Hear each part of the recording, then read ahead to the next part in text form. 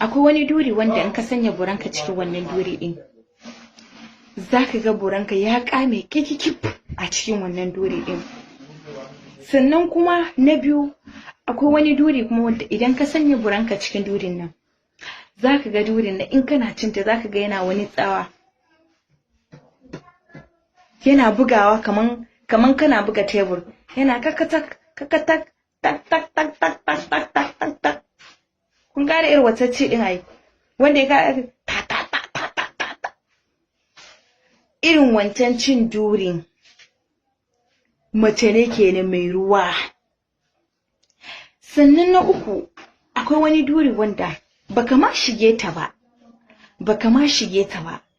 zaka ga lokacin da ka dauko buranka kana lilo da shi kan durinta, kana lilo da shi kan durinta, kana lilo da shi kan durinta,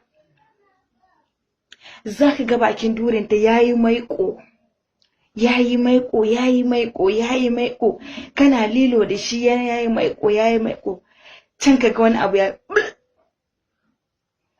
kaga ya fito.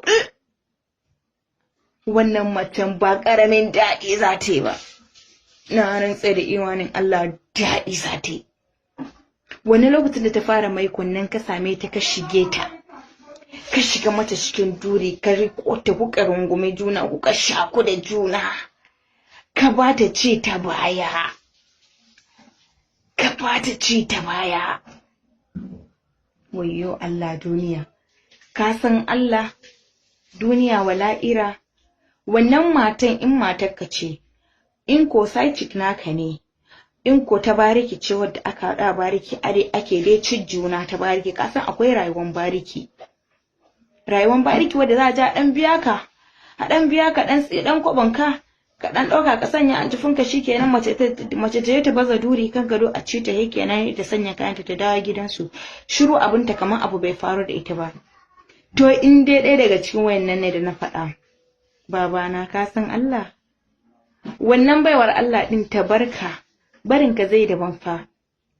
Zaka ga tana damun ka da kira saboda ka ci ta yadda ya kamata, ka ci ta yadda ya kamata.